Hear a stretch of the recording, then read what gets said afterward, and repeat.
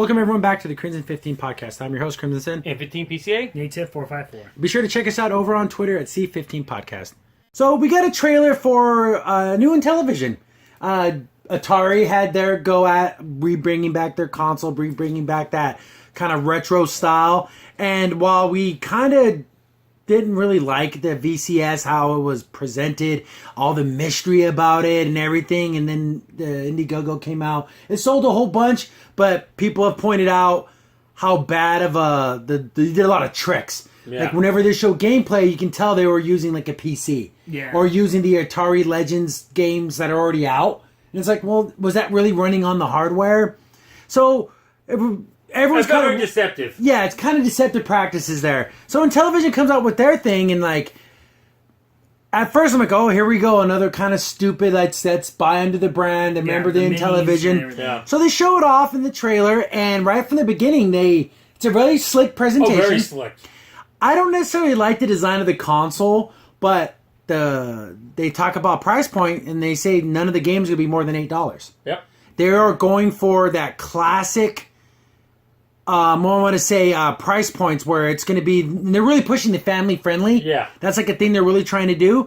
And they do have the price in here, and it was something like $179. Yeah. That was the high end. They said this 180 to like 140, something like that. Yeah, and they said no DLC, no in-app purchases. They are really pushing that. We're not trying to scam you out of extra things. And I like that. It seemed very more open and honest in what they were doing, and it seemed like that price point, I might be willing to buy it. Yeah, it seems like they understand what this is. Yeah. They're not trying to say it because like with the VCS, they were doing this whole BS like, you're going to play modern games and it's going to play PC games and everything. You're thinking, what the hell? No. Yeah. At least here in the Intellivision, they're like, hey, this is for old school Intellivision games. They're going to, I guess there's a way to even program and stuff on here, so if you wanted to make new games, but it's limited to like that scope of Intellivision. Yeah, and not only that, they even show a bunch of games they're going to be on too. They actually showed games that are going to be on this system. And for some of our favorites from the past. And what I like too, they have like a rundown of all the creators and people who are a part of it. Yeah, they're aiming for a price point of $149 through $179. That's pretty good. Yeah, it is. It's right in there. It's not some ridiculous because isn't that the VCS was like it's $300? Yeah. And then the controllers are like $50 a piece. And the one thing I will say is I don't like that controller layout because they're using a similar one, but it's more like a touchpad, but it still has a little pad at the bottom. If anyone remembers in Intellivision, it was a disc and then like a keypad. It looked like a damn phone. Yeah. And it had side buttons too. So they're keeping that classic thing. Hopefully a lot of this comes down to the build quality. It's just a rendering, so you don't necessarily know what it's going to exactly look like. But it has a lot of Wiimote features. Like it has a microphone and a gyroscope. And it's motion sensor. But see, I'm a little worried about how they're going to keep that price point on the console. But since the games are going to be kind of on the low end, they could probably make it that. Yeah, like they're not trying to sell this like the Atari VCS, where they were trying to push it as like, oh, it's gonna play new games and old games, and like, there's just this thing is strictly for old games, which is fine. The one thing I would say I don't like about it, it's just the look. I think it's going for that really cool sleek look, but preliminary conceptual design. Okay. So hopefully it goes with the classic. Give me the golden wood. But one thing I will say with a controller that I do like is they say you can use your cell phone. Yeah, that's cool. Because if you look at it, it looks like the old school one. Yeah. Where the keypad, but instead of a keypad, it's a touchscreen. Yeah. So technically, your cell phone, it's basically like a big cell phone. Yeah. I will tell you, if anyone that also played the original television, they used to have like the layouts you could put on there, like these Beside the cards? These cards, the games were very hard to play on that controller. I'll tell you, the games that were probably the easiest to play on there were my favorite were Astro Smash and Tron Daily Disc. Because it actually, you had to use the keypad to aim where you threw, and then you moved with the disc. Yeah. It's during the age where, the Atari had the stick, like a joystick, and this was the disc. D-pads weren't a thing. Yeah. No. That was like their answer was to use like a disc. Yeah, Nintendo's the one that invented D-pads. For the most part. You know what? I just thought of something cool. If you use your cell phone, I wonder if you can use those templates. Yeah, like graphics and have them like animated. That would be cool. So you can have all the because think about it, and then you can save it as a wallpaper, maybe even as like a trophy. You can be like, and from some of the people, I recognize some of the faces that are behind this is the people that I like, people that I trust. And here's the thing too, that was another big thing with the Atari. Like it was almost like who's part of this? Yeah. They actually spent like a good minute and a half telling you every single person involved in this. Yeah. And it gives them like a little resume breakdown in the trailer, which is kind of cool. They're showing, hey, these are what they did. They've been in the industry for X amount of years. They're designers, graphic designers, engineers. People that write music like Tommy Tallarico, which I really like personally. He used to do this old review show back on Judgment Day, right? Yeah. On Tech TV. Yeah, back when Tech TV before it was G4 and then before it turned into canceled network. Yeah, exactly. He's the CEO, isn't he? Yeah, I don't know. He does a lot of stuff. He's a cool guy. I just like his personality. A lot of things. But a couple little features that aren't important, but they're just kind of like whiz bang, like gee whiz. The control, the console lights up and it reacts with the graphics on the screen. So if there's something blue or red, and the console will light up. I'm like, that's nice. I just like the thing is, you could tell this is done by gamers that know what they're doing. These are done by gamers that understand what they would want in a retro console. Mm-hmm. It doesn't sound like, oh, this is high in the sky. We're gonna shoot for the stars, the moon, not be realistic. And also, I've noticed on the disc thing, it does look like a D-pad with the 4 dots. Yeah, it does have the. Again, build quality is going to be huge because if this thing feels cheap and flimsy and lame, it needs to have a little bit of weight to it. Yeah. And again, I really wish they would have just dumped it has a microphone built into it. It very reminds me a lot of the Wiimote. Yeah. It is cool that when you snap the controllers into the console, it charges the... I wish they would have made a Pro controller, but... Yeah, I'm pretty sure they might come out with something like that. But if they're trying to keep that classic aesthetic of the... Yeah. The disc and the keypad... But see, I always think, like... I maybe it's the nerd in me, but I always think, like, you can do a lot of cool things with that microphone, though. You could, like, make it talk, like, a little bit to you, like, player one, So stuff like that where technically it doesn't add anything to the game, but it makes it cool. Yeah, and it's funny, they even talk about a little bit of history of Intellivision, like how they were the first company to have like sports games. Licensed sports games, and they talk about like... the first 16-bit console. Which there's a lot. Quotation marks, yeah. Yeah, like the Atari Jaguar was the first 64-bit, it's like those, I guess in name only, but... They're talking about they're going to have... Atari classic games. They're going to have Intellivision classic games. iMagic. See, there's a lot of games. I mean, who really remembers like the Dracula game that was also on the VIC-20? There's a lot of classic games, but if they're super cheap, they're like $2. Hey, that's right in there. That's I wouldn't mind that. And also, it makes you want to buy it. Plus, you couple that with a cheap price point. Exactly. And also, I like the whole how they're going to have like online leaderboards. Kind of reminds you of that old school arcade kind of feel of like, oh, I'm going to see if I can match everything they're offering. You can see happening. Yeah. Oh, okay. I can see them do this instead of Atari, where you're like, no, there's no way that's not going to happen. All this seems doable. Yeah. Like the exactly. Low price point, low priced games. Then they really push that everything's family friendly. Mm-hmm. There's going to be like an open source where you can build your own games and stuff. Yeah. This looks like it's something that actually might be like, oh, okay, I kind of get this. Yeah, once it comes out on there, I might put some money down on this. I might honestly buy this because it sounds cool. The trailer ends saying it's coming out 10/10/2020, which is kind of funny. Like I guess they tried to went with the funny. So it got a couple of years. I would really like a classic aesthetic. Give me the wood grain, give me the gold. And it needs to give me that classic look to it. It has USB ports. They kind of show off like what it's gonna. So I'm assuming you're gonna be able to hook up other controllers to it. I'm assuming because why else would you have USB ports if you weren't gonna be able to add to it? But I'm more excited about this than I was about the Atari. Oh, much more excited. And believe me, I'm more of an Atari guy than a Intellivision guy. But Intellivision, the people that are behind are doing it right. And from this render, it looks like it has 2 USB ports, HDMI, and probably an SD card slot. Yeah, I'm assuming. And built-in Wi-Fi. I like how you can put the controllers in the console. Yeah, and that charges the controllers when they're in there. Yeah. That's fun.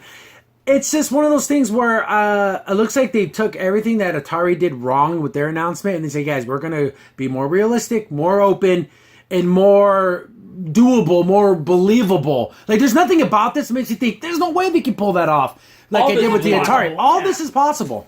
Yeah. And in fact, like you said, I want to believe, like I said before, the controllers would drive up the price, but since the games are so cheap, it doesn't. Yeah, I think you could do that. I think you can do that. And you said this earlier. When I grew up with video games, I kind of really started with the NES, but I did play the Atari 2600 a lot. Mm-hmm. the Intellivision really wasn't part of my childhood. Like, I really never really played those games. So, actually, I might be able to discover games that I never really got to play because I usually played the 2600 versions of a lot of these games. Mm-hmm. So, and just that keypad controller always turned me off as a kid. But you know what? Well, you can use it basically touchscreen control like a cell phone. Cell phone, yeah. It actually lends itself more to today than it did back then. Oh, very much so. I think that's In a weird way. I think that's what they're going for. Up to 8 players. Yeah, because I think that's what they want. Because think about it. You're a young kid. What games do you like? You like Fortnite. You like quick games. You don't want games that are going to be like... It's so funny because like online gaming for like old school games are sometimes even harder because of the one-on-one. It's kind of weird. I don't know why it's like that. So maybe they're and also Bring back the high score. That's also, all there is. You can't beat these games. And also, I love the fact that they had a quality seal, which I think is funny because that means you back even to Nintendo thing, even though their quality seal didn't really mean anything. But like this one, like it's kind of nice. Well, it's more like you had to pay Nintendo to get it. Yeah, That's what exactly. It was. So I'm hoping with this, They're saying Blue Sky Rangers. I don't know who these people are, but they say they're the ones that are giving it its quality control. So I don't know. Like what they're saying. I've never heard of those guys. I never heard of them. That's something I don't know who they are. They Yeah. might be just an online Group of people, company that we don't know about. But here's a funny thing. I don't even know what the hell this means. Balanced gameplay and design for equal opportunity gaming. What the hell does that even mean? And it's the Zelda thing. We want to. If the game's too hard, we'll make probably a different version that's easier. Is that what that means, or is it like, is we have women and men working We for have, them? That's what I'm thinking. people of color and all that. Like, whoever makes No the one best cares. games, just make the best games you Yeah. can make. I don't That's care the if only it's thing about this trailer. When I saw it, I'm like, and? Is that what that means? I don't know what the hell I'm that means. assuming that's what it means. If I had to say something negative, balanced gameplay and design for equal opportunity gaming. Gaming is for everyone. Yeah. It's the true meritocracy of all hobbies because it doesn't matter if you're a girl or boy. You can play games and it comes on especially your... on this. But first of all, there was really no need to even say it because it makes no sense. It just isn't. It's odd. It's just an odd thing to say. It's kind of a virtue signal if that's what they're going for. Like you said, I don't know. So what was it called? A balance and it's just Equal opportunity gaming, like okay. Yeah, is that like a new term now they're using for SJWs? Yeah, is that what that is? It sounds like a bunch of doublespeak. Yeah, it's just a weird thing. Like, that doesn't matter. The games, the build quality, and the support, that's what matters. I don't care if equal. a woman made my game or a guy made the game. The game's great. I don't care who made it. Yeah, it doesn't matter. When you're doing something right, no one cares. As long as it's good. They care about the game being good. But besides that, that's the only thing I can see. The only thing but that has nothing to do with the system itself. It's just a weird doublespeak, Yeah. BS. Well, for every guy we hire, we have to hire a woman, and it's like, don't just hire the best. Make the best people. Just have your best people there, Just hire the best that can help you make a quality product. And also, it's not like they're old school games. So, like, there's not going to be, like, this big, like, I don't know, it's... Well, the thing is, it's kind of, for me, it's a little bittersweet because we met one of the original founders of Intellivision years ago at a convention. Yeah, and he's a cool died. guy. That could have been nice to see. I liked him. He was a cool guy. I'm trying to remember his name, but he was a pretty. Yeah, cool he was guy. there. He had like a booth, and he had a classic television hooked up. Yeah. But we're looking forward to this. I want to see don't go stupid with all these different special editions and just basic That's what console. Atari did. We don't care about that. So I think this has stronger footing. I think there's a better foundation than the Atari VCS. Yeah, and they're giving themselves some leeway for Yeah. just 2 years, so plenty of time to get this system out. And by the people behind it, they're not going to make a bad product. I have confidence that this is going to come out. I just do. I can even see this maybe even being on storage shelves. Yeah, like It's like in the maybe not in the video game, maybe even /toy section. I could see this being in.